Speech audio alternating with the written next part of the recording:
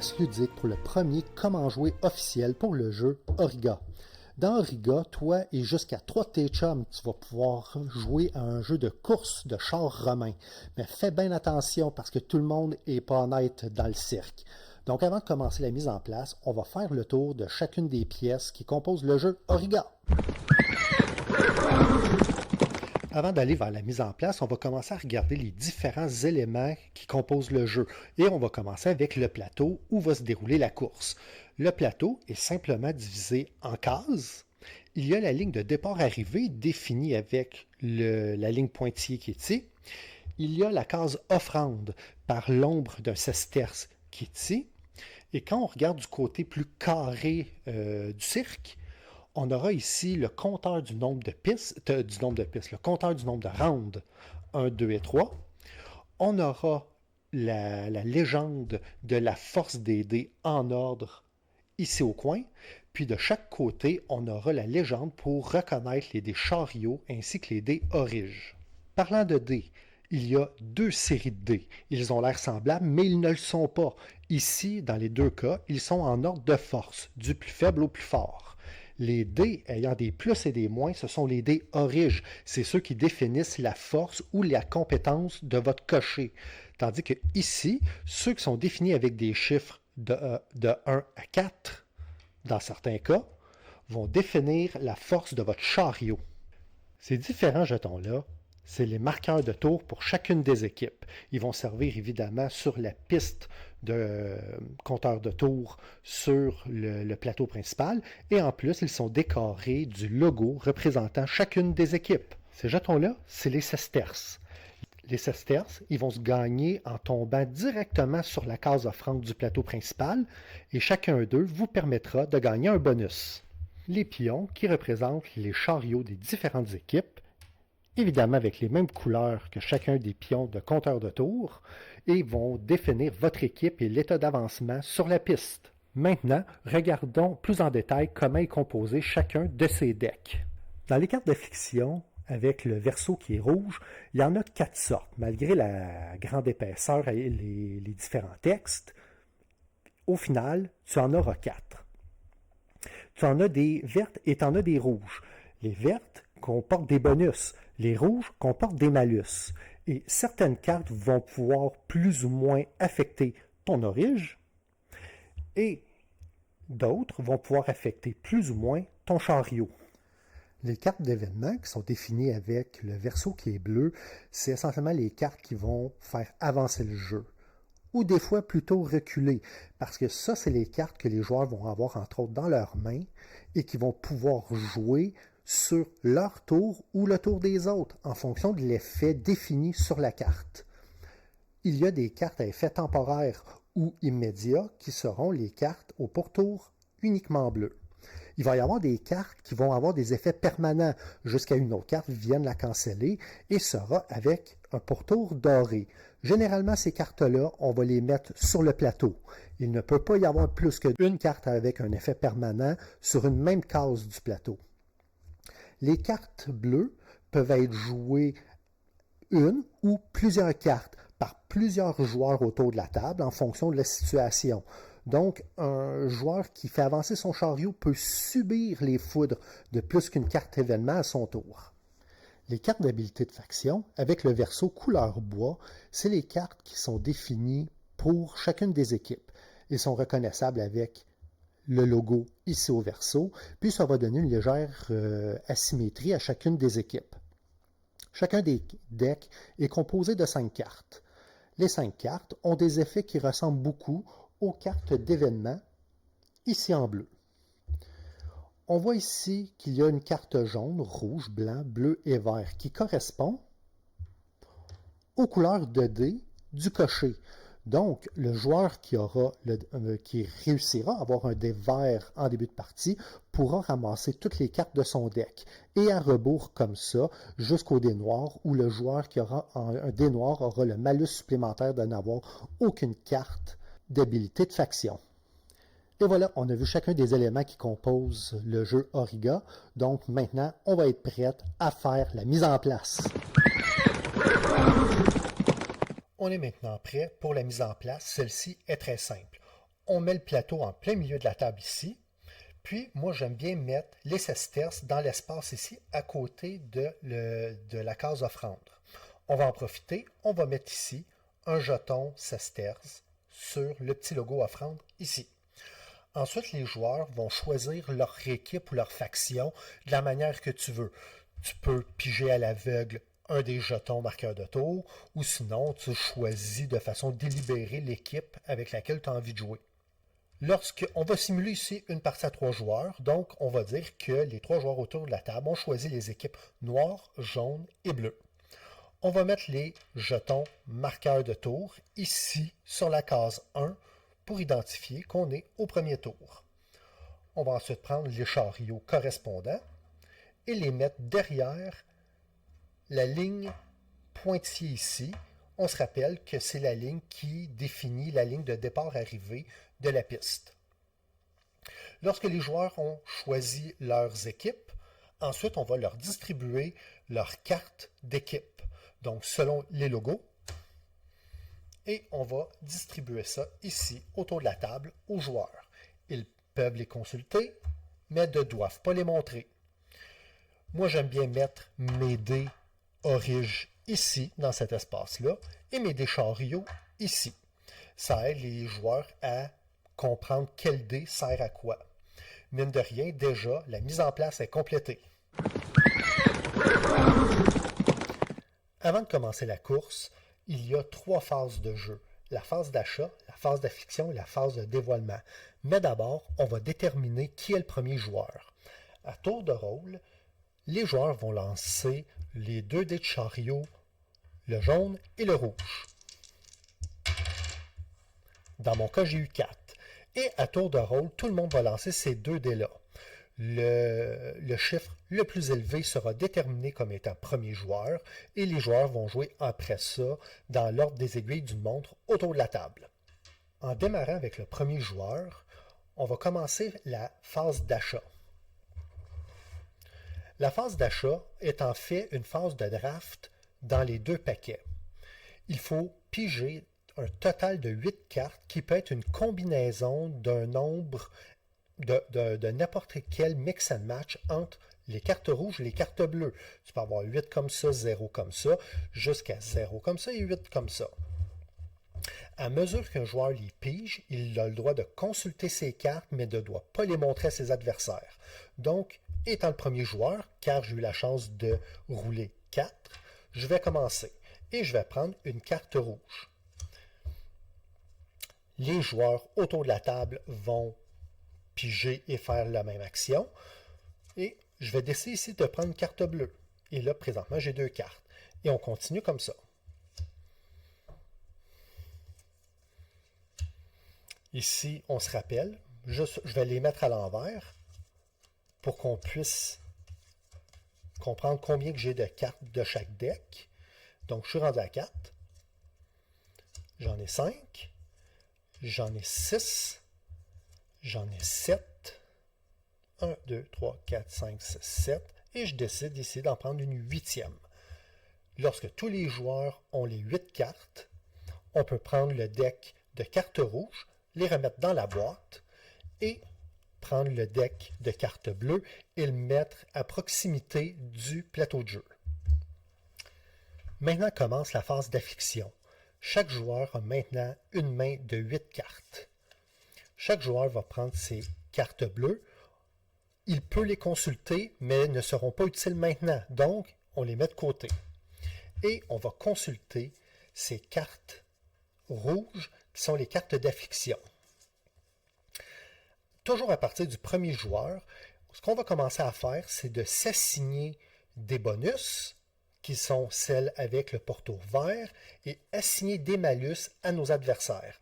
Donc, on va présumer que je suis de ce côté-ci de la table, Joël est à ma droite et Simon est à ma gauche. Et je vais donner un essieu rouillé à Simon. Donc, qu'est-ce que je fais? Il va avoir -1 en dé de chariot. De mon côté, je vais aussi avoir un bonus ou un malus qui me sera remis. Et voilà. Il y a quelqu'un qui m'a remis. Ça peut être Simon, ça peut être Joël, qui m'a remis ici un -1 de dés d'orige. Et à mesure qu'on tourne comme ça autour de la table, les gens vont s'assigner entre eux des malus ou s'assigner à soi-même des bonus. Lorsque toutes les cartes auront été remises, il va être le temps de calculer quelle est notre force d'orige et notre force de chariot. Maintenant qu'on a reçu nos afflictions, il est temps de savoir avec quel dé on va jouer pour cette partie-là. Donc, on va commencer à regarder ici à partir du point de départ. Je vais ici utiliser le marqueur bleu pour que ce soit plus facile pour toi à suivre. Lorsqu'on regarde mes cartes, ici on voit que c'est -1 de dés d'orige et ici +1 de dés d'orige. Présentement, on va seulement regarder pour les dés de chariot. J'ai été chanceux à 3 joueurs, je n'ai reçu qu'une seule carte d'affliction ennemie qui est celle-là. Alors ici, qu'est-ce qu'on voit? C'est que j'ai obtenu +1 de dés de chariot. +1, donc à partir du départ, je fais +1. Je n'ai pas d'autres cartes qui vont modifier mon chariot, donc pendant la partie, pour ma force de chariot, je brasserai le dé rouge. Maintenant, il est temps de calculer qu'est-ce que j'aurai comme dé d'orige. On repart ici dans la valeur de départ, donc à jaune. Ici, on voit que j'ai -1 d'orige. Et donc, je tombe à un dé noir. Par contre, je me suis aussi assigné un +1 de dé d'orige et je reviens ici à la valeur de départ en jaune, qui fait en sorte que mon dé d'orige pour cette partie-là sera le dé jaune. Alors, quand moi je vais jouer, quand ce sera à mon tour de lancer les dés, je devrai lancer ces 2 dés-là qui vont correspondre à la force qu'on m'a assignée en début de partie. Chaque joueur fait l'exercice autour de la table pour tirer le même résultat. Certains auront les mêmes dés que toi, certains auront un des nombreux autres dés. Mais chaque joueur, à son tour, devra lancer un dé de chariot et un dé d'orige. À ce moment, le setup est presque complété. Si on ne l'a pas déjà fait, on prend les cartes rouges et on les remet dans la boîte. Les cartes rouges qui ont été utilisées par tous les joueurs peuvent être mises dans la boîte ou conservées si des fois tu veux avoir à recalculer la valeur de tes dés en cours de partie. Sans quoi, tu les remets dans la boîte. Maintenant, ton dé d'orige, dans le cas ici, c'est le dé jaune. Tu vas prendre les cartes qui correspondent à ta faction et tu dois les mettre dans l'ordre et comme ça. Et tu vas prendre les cartes de la jaune jusqu'à celles qui correspondent à la valeur de ton dé le plus fort. Donc dans mon cas, mon dé d'orige, il est jaune et donc je n'aurai droit qu'à la seule carte jaune. Si tu as eu la malchance d'obtenir un dé noir, tu n'auras aucune carte de faction avec toi. Par contre, si tu as eu la chance d'avoir un dé vert, eh bien, tu les auras tous en main. Et maintenant, on est prêt à commencer la course. Avant de commencer, en résumé, on a placé le plateau, nous avons choisi nos équipes, on a eu des bonus et des malus afin d'améliorer notre cocher ou notre chariot ou de causer un préjudice à nos adversaires. Et maintenant, on est réellement prêt à se lancer à la course. La phase de course est une phase qui est plutôt facile à jouer, mais c'est là que tout le crunchy du jeu va ressortir. Chaque joueur, à tour de rôle, vont lancer les dés afin de faire avancer leur chariot. Donc, c'est à mon tour, je suis le joueur bleu. Alors, j'ai eu 2 chariots, -1, mon cocher, ce coup-là, n'était pas très bon, donc je ne vais avancer que de 1. Avant, pendant ou après le tour d'un joueur, le joueur actif, dans ce cas-ci c'est moi, ou n'importe quel joueur autour de la table, peut activer une ou plusieurs de ces cartes, événements qui ont un endos bleu, ou une de ces cartes équipe avec l'endos couleur boisée. Et c'est très important, avant, pendant ou après. Évidemment, on n'attend pas 2 minutes, mais dans l'esprit du jeu, dans l'esprit du party, le timing n'a d'importance que ce qui est écrit sur la carte. Donc, exemple, ici pour personne, premier tour, personne n'a le goût de se lancer. Le joueur noir, qui est à ma gauche, lui, de son côté, a par exemple, a aussi un dé jaune pour son orige, mais il a aussi un dé jaune pour son chariot. Donc, il est resté normal pour les deux côtés. Et il avance de 2. Il est normal qu'au début de la partie, généralement, les gens prennent ça avec légèreté, mais admettons, moi, j'ai le goût tout de suite, en partant, de créer un obstacle. Même s'il a avancé, je décide de le dire non. Toi, tu auras une tempête de sable. Je l'ai joué après, la personne est rentrée là. Donc, on va recalculer le tour pour être sûr que celui-ci est légal. 1. La tempête de sable demande un coût de 2 pour rentrer dedans. Sinon, la personne va perdre son point de mouvement. Donc, le noir a avancé de 1 et ne peut pas avancer, ne peut pas pénétrer la tempête de sable. Il est donc arrêté en arrière. C'est aussi simple que ça. Ensuite, le joueur jaune a un dé orige rouge, mais un dé de chariot jaune. Il va tirer, il fait 2 aussi, il sera arrêté là. Et à mesure que les joueurs jouent, à tour de rôle, ceux-ci vont tourner et lancer des dés à plus ou moins forte compétence par leur dé. Le dé offrande, à quoi il sert celui-là? Donc, les joueurs avancent, tout le monde avance, et le joueur jaune étant ici, il brasse 3. 1, 2, 3. Il est passé dessus, mais il n'est pas arrêté dessus. Il ne peut pas prendre la pièce. Le joueur noir a brassé 2. Il est arrêté juste avant. C'était pas assez. J'ai été chanceux et j'ai tourné 3. Je peux prendre la pièce. Alors la pièce, qu'est-ce qu'elle fait? Elle me donne instantanément une nouvelle carte événement que je peux piger à partir du deck qui est juste ici hors champ et l'ajouter à ma main, évidemment en secret. Et je rajoute la pièce ici au stock. Pour le tour restant, il n'y aura plus de pièces ici.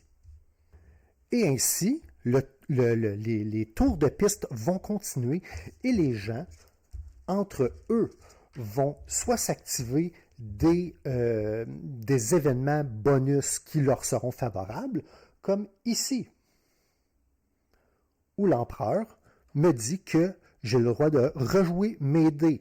Dans ce cas-ci, rejouer mes dés n'est pas un deuxième tour, mais serait de dire tu es insatisfait du résultat que tu as lancé et tu as le droit à une deuxième chance. 1, 2. Et lorsque les cartes sont utilisées, on pourra les mettre dans la défausse. Rappel sur les cartes événements. Prenons l'exemple de celle-ci, elle n'a qu'un pourtour bleu. Le pourtour bleu signifie que cette carte est d'une utilisation immédiate et instantanée. Elle a été utilisée, je la jette de côté. Alors que les cartes bleues avec un pourtour doré sont des cartes d'effet permanent. Généralement, ces cartes seront des pièges qu'on pourra mettre sur une case de la piste et il faudra, lors du moment où on va rentrer ou tomber sur cette case-là, on devra lire les instructions pour savoir si celle-ci va s'activer ou pas. Les cartes d'événements sont multiples. Elles peuvent briser les règlements qu'on a revisés ensemble il n'y a pas tellement longtemps. Les cartes, même si on dit que c'est permanent ici, une carte pourrait dire « je peux l'enlever » ou que celle-ci ne s'appliquera pas à moi. Donc, il s'agit de lire chacune de vos cartes. On peut peut-être en regarder quelques-unes ensemble pour se donner un exemple. Ici, un cri venant de l'au-delà fait survoler le chariot au-dessus du trou de vase sans s'arrêter. Dès lors, ici, il s'agit d'une tempête de sable, je ne peux pas passer par-dessus. Par contre, s'il s'agissait d'un trou de vase, il m'aurait permis de pouvoir ne pas prendre en compte le piège et pouvoir passer par-dessus. Je pourrais dire, nous avons vu l'empereur qui était satisfait et qui me permettait de relancer mes dés, mais il serait aussi possible que l'empereur soit insatisfait de la course et vous pouvez lancer cette carte-là afin d'obliger un de vos adversaires à relancer ses dés.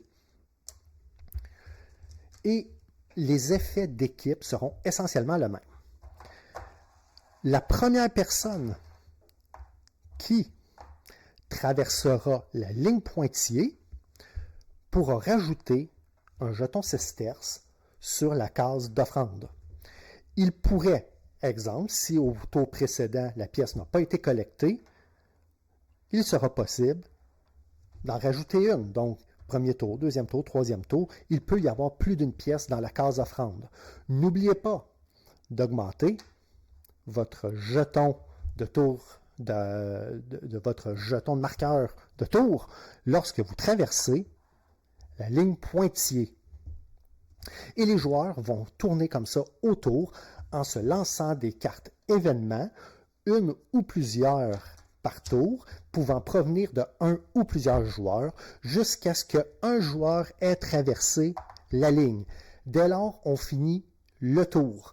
Si c'est moi qui avais été le premier, ben le joueur noir peut encore jouer et le joueur jaune aussi peut jouer. Il n'y a pas un autre tour, c'est une course, il faut traverser la ligne.